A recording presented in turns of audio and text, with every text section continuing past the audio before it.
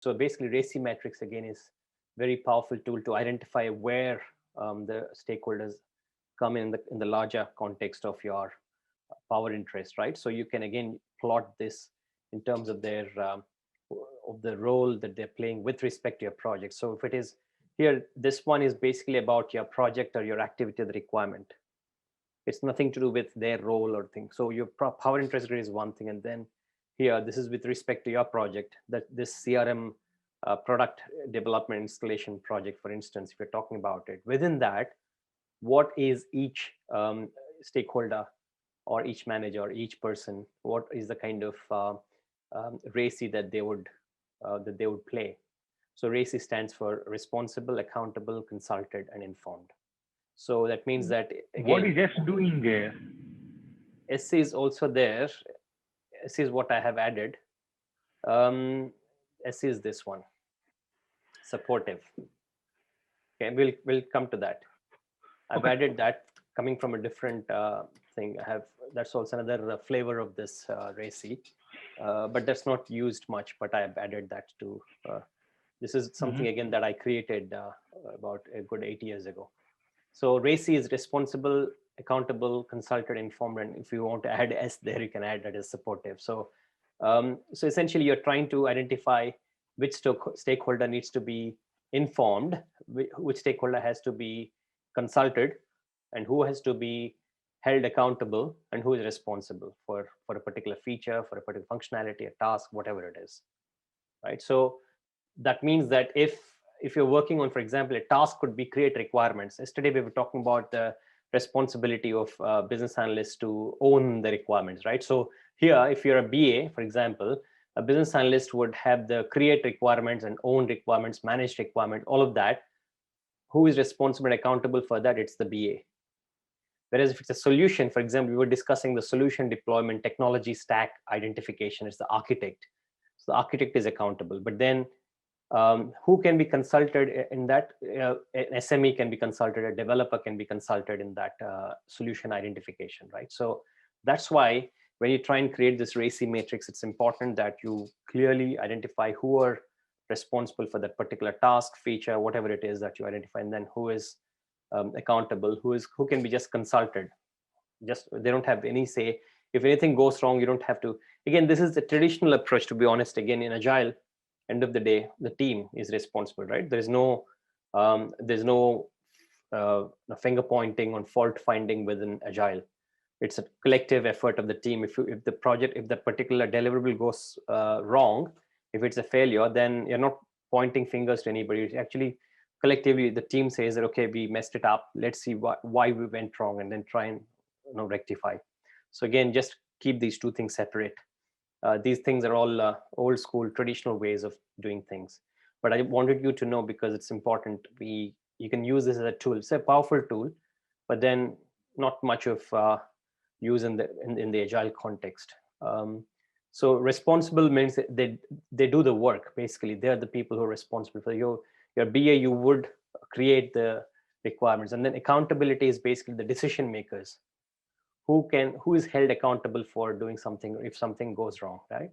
So the decision makers have got that. So if it is to do with a technology decision that has gone wrong, selecting a specific tool that has gone wrong, then it's the architect and the developer, the application architect, the solution architect, the developer that would be held accountable. Even the developer is actually kind of responsible for implementing it. So in that case, it's the accountability lies with the architect, whereas the responsibility is the developer. And consultant is people who can possess the required inputs for a task. So either, for example, SME, a subject matter expert, a domain SME, a banking retail expert. So basically, they're the people who are consulted for seeking advice, for seeking a direction, whether this is right or wrong. So, and then informed is basically you just need to inform them. They just need to be informed about the outcome or the result of the output. So you don't have to you're not holding them responsible. They're not accountable. They're not even consulted. They're just updated. You just send a mail, or you just let them know, send a report saying that, yeah, this is what has been done. So they're informed. And then S is basically supportive. So you actually use these people like IT, the HR, training, infrastructure support, DevOps. They're the people who are typically in the S side of things. They're the supportive network. they're the supporting personnel. So again, responsible roles, persons working on the task, who is responsible for completing the task, owner of the initiative, a person assigned to the task. That's the person that you would say they are responsible.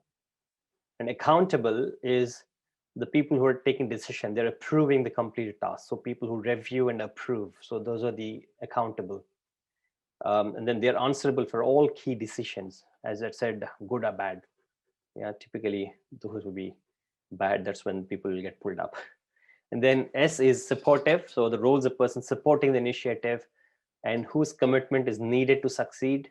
So it's like they are not directly accountable for that particular task, feature, or whatever the document, but then their involvement is highly appreciated.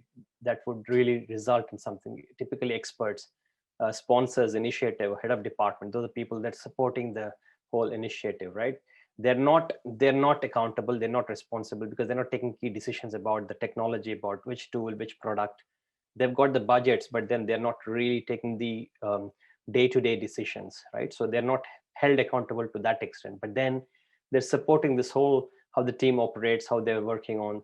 You need to keep that into mind when you try and identify the stakeholders. Consultant is again people who have got who can provide ideas, insights, knowledge, who has got that, as I said, SME, the subject matter experts, the domain SMEs, people who have got a lot of experience on this kind of projects, who have done projects before, who don't have anything to do with our project, but perhaps because they are in a different team and they worked on a similar project, similar tool set about 2 years ago. You consult them, you just talk to them, hey, can you tell me how it is done? Perhaps they will come to your desk and they do the work, then on this they'll try and set up the whole thing, they configure the servers, but they don't have anything to do with the project that we have in hand. They are not taking decisions, they're not taking accountability, they're not doing the actual work, they're not even supporting us in that sense of supportive role. What they're doing is they're giving us a consultation in terms of their experience, their expertise, right? So that's why typically the architects, specialists, and these kind of people come under consultant. And the informed is basically these are the people who need to be updated, who are to be kept notified. Remember, we're talking about that, keep satisfied, keep them engaged. These are the people who would be receiving some kind of reports, updates on what's happening on the project or initiative. So perhaps a monthly status update or a report. So these are the people typically in the high level.